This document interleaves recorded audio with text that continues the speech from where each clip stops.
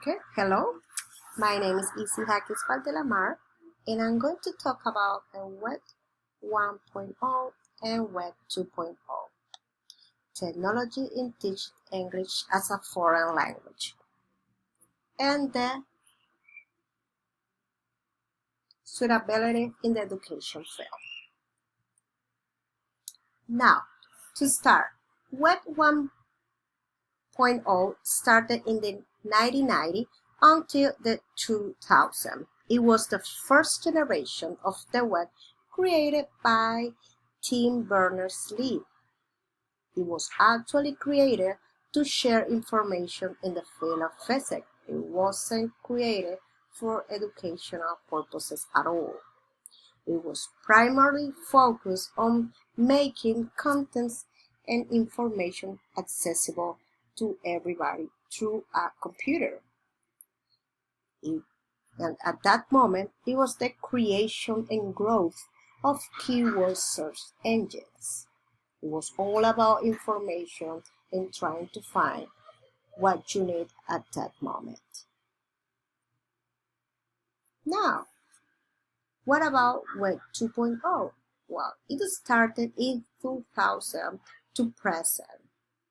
It was the second, well, it is actually the second generation of internet-based services. And since when Web 1.0 was all about information, this is about interaction. So Web Interactive is very much alive. It emphasizes on e-collaboration and sharing among users. It was when the boom of cell phones and mobile devices around the entire world started. Now, what about the relationship between Web 1.0 and Web 2.0? Well, it was the evolution of the PC era. We have to remember that it started from the email-based information sent to people and file system to synchronic interactions via web. This is what is happening right now. It's all about information and interactions among people. Now, the Web 2.0 evolves interactives as well as useful sites web. What Web 1.0 just pointing and searching.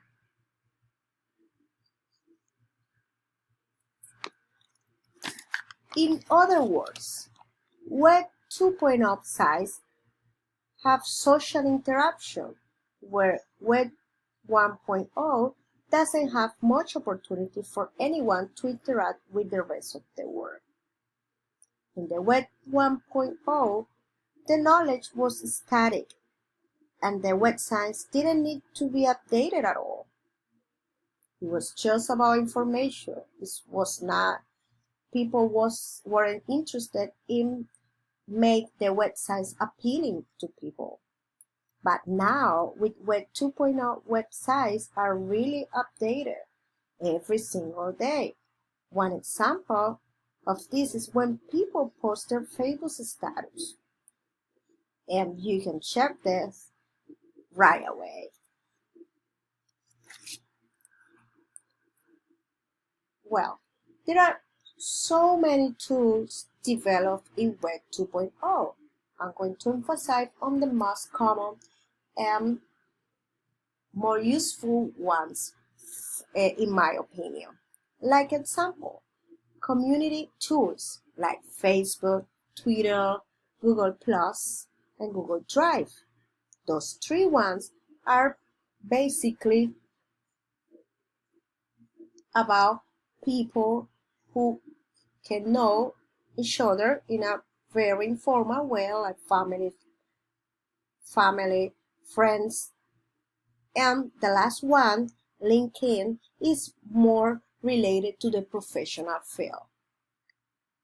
Now, websites such as Facebook, Twitter, and LinkedIn provide a platform where users can exchange ideas and find answers to questions and can foster collaboration and discussions. Those are the keywords of those kind of tools. We also have info exchange tools when it's all about listen, learn, negotiate, like wiki, blogs, podcasts, YouTube. Podcasts, you can hear something that you are interested in, and then teachers can choose what they want to listen in order to fulfill their learning skills. While YouTube is a more interactive tool, students can be involved in their own videos production and it can enhance their visual literacy. We also have debating tools such as BoxPost, VoiceThread, Vocaroo, Wikispace. It's all about exchanging opinions about a certain topic provided by a teacher in this case.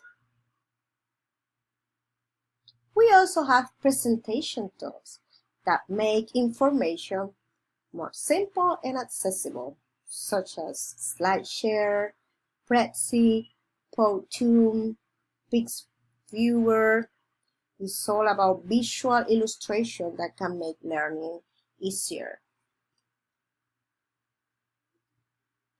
Okay, now we're going to answer the questions of this.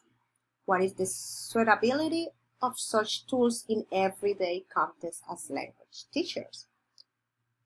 Well, Internet has become easy for everyone to access, share, create, and upload information with Web 2.0 technologies. We all are familiar with Facebook, blogs, Google, YouTube, and of course, its use have been increasing among students, primarily as a tool to interact with each other every day. So we can take as important advantage because they are already engaged and willing to work with them. Here are some reasons why we should use 2.0 tools in our classes, like it increase creativity and make learning more fun. It promotes collaboration among students, and it doesn't imply that they have to be in the same room. They can do it from the security of their own houses. It's a very student-centered methodology. Students can work, they can provide their ideas, their opinions, and work hardly on the task assigned. It increases a lot of autonomous learning. They are the main startings of the whole process.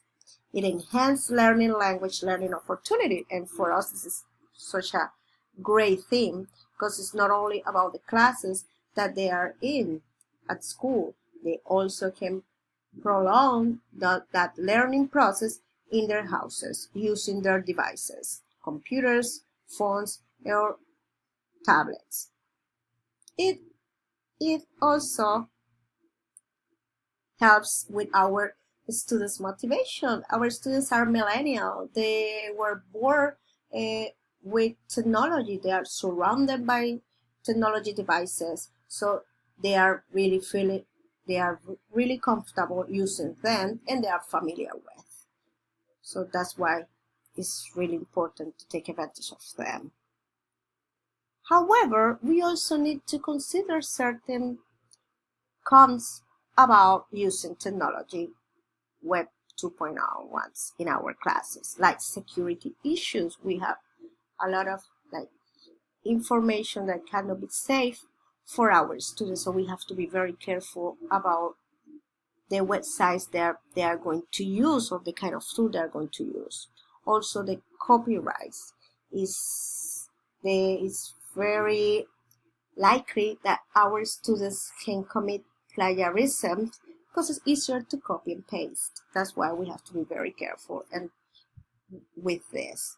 And also is Technology is really fun, it's great. However, it can be a really focus of distraction for our students. They can use Facebook and start chatting with them about everything but what they are supposed to do. Finally, I really think that the implementation of Web 2.0 tools can be used in the learning and teaching environment to promote an active and deep role of students. It allows educators to use authentic materials to immerse their students in their language. And technology prepares students to face their future. Okay, that's all. Thank you so much.